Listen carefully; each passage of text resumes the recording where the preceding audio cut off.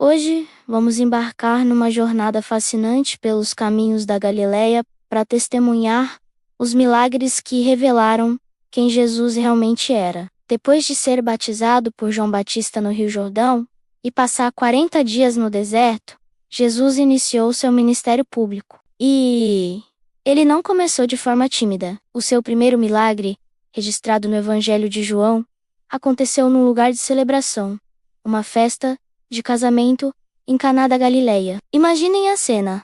A festa está a todo vapor.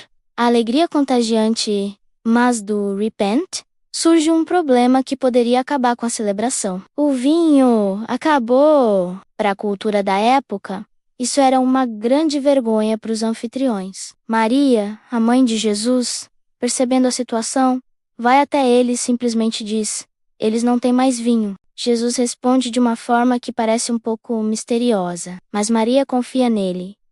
Ela diz aos servos: "Façam tudo o que ele lhes disser." E o que Jesus manda fazer? Ele pede para encherem 6 grandes talhas de pedra com água. Cada talha continha entre 80 e 120 litros.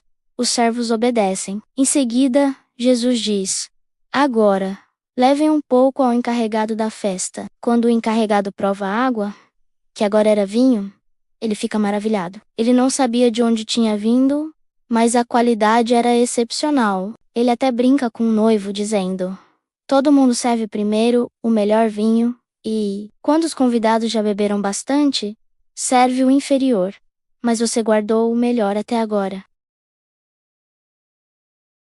Este não foi apenas um ato de bondade para salvar uma festa. Foi Jesus transformou o ordinário, a água, em algo extraordinário, o melhor vinho. Ele mostrou que tinha poder sobre a natureza e que sua presença trazia abundância e alegria. A partir daí, a fama de Jesus começou a se espalhar. As pessoas o seguiam por toda parte, levando seus doentes e necessitados, com a esperança de um toque, de uma palavra. E Jesus nunca os decepcionava. Em Cafarnaum, trouxeram a ele um homem paralítico. A multidão era tão grande que seus amigos não conseguiam entrar na casa onde Jesus estava. Mas a fé deles era maior que qualquer obstáculo. Eles subiram no telhado, fizeram uma abertura e baixaram um amigo bem na frente de Jesus.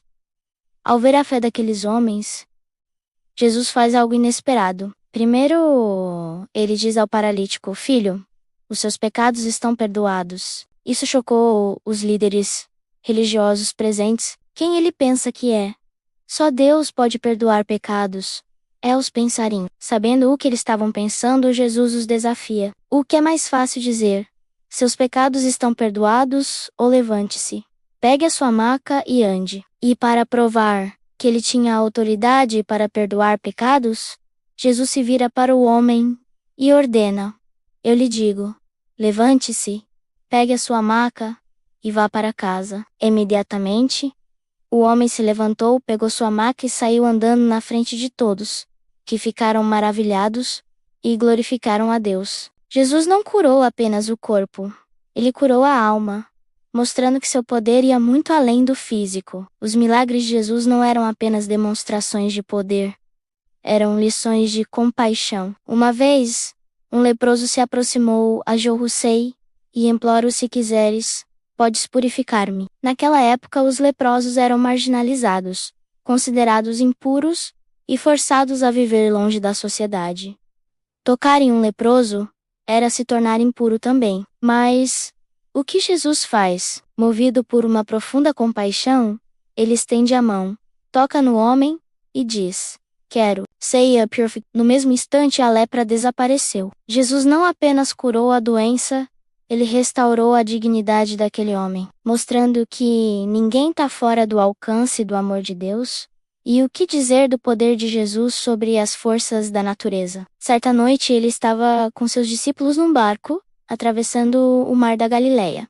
Jesus, cansado, dormia na popa. De repente, uma tempestade violenta se formou. As ondas eram tão fortes que o barco começou a encher de água. Os discípulos, muitos deles pescadores experientes, entraram em pânico. Eles acordaram Jesus, gritando: "Mestre, não te importas que vamos morrer?" Jesus se levantou e, com uma autoridade impressionante, repreendeu o vento e disse ao mar: Aquiete-se, acalme-se. E o que aconteceu? O vento parou e fez-se uma grande calmaria.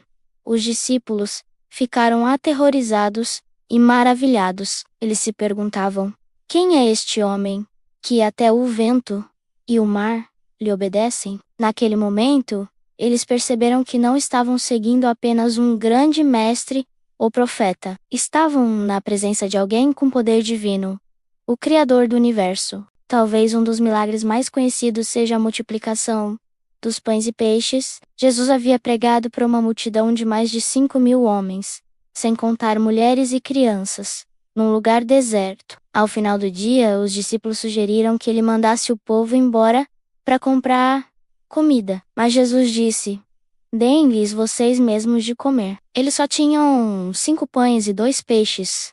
Era impossível alimentar tanta gente. Mas com Jesus, o impossível se torna possível. Ele mandou que todos se sentassem na grama. Pegou os 5 pães e os 2 peixes, olhou para o céu, deu graças, partiu os pães e os deu aos discípulos para que distribuíssem.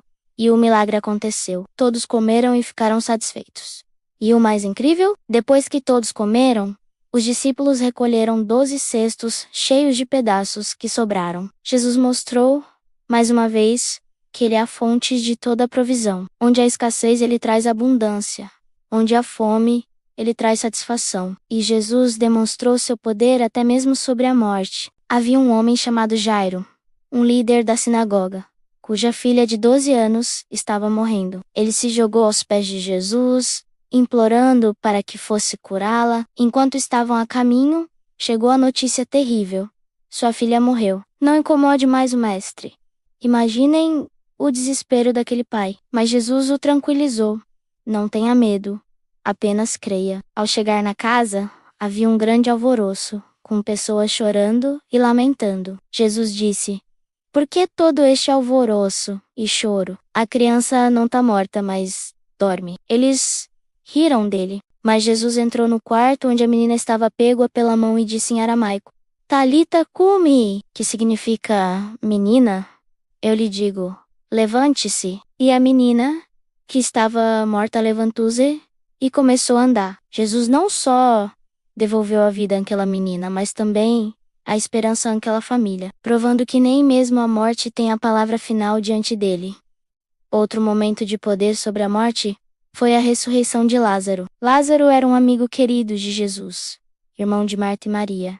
Quando Lázaro ficou doente, elas mandaram avisar Jesus, mas ele demorou a chegar. Quando finalmente chegou, Lázaro já estava morto e sepultado há 4 dias. Marta, com o coração partido, disse a Jesus: Senhor, se estivesses aqui, meu irmão não teria morrido. Jesus a conforta com uma das declarações mais poderosas de toda a Bíblia: eu sou a ressurreição e a vida. Aquele que crê em mim, ainda que morra, viverá. Ele foi até o túmulo, uma caverna fechada com uma grande pedra, e ordenou que a atirassem. Mesmo com a objeção de Marta, que disse que o corpo já cheirava mal, a pedra foi removida. Então Jesus orou ao Pai e gritou com voz forte: Lázaro, venha para fora. E o homem que estava morto há 4 dias saiu do túmulo, vivo. Este milagre foi a prova definitiva do poder de Jesus sobre a morte e um prenúncio de sua própria ressurreição.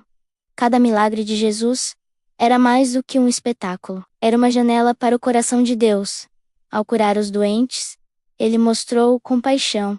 Ao acalmar a tempestade, ele mostrou soberania. Ao multiplicar os pães, ele mostrou providência. E ao ressuscitar os mortos, ele mostrou que é a própria vida. Essas histórias não são apenas relatos antigos. Elas nos convidam a refletir.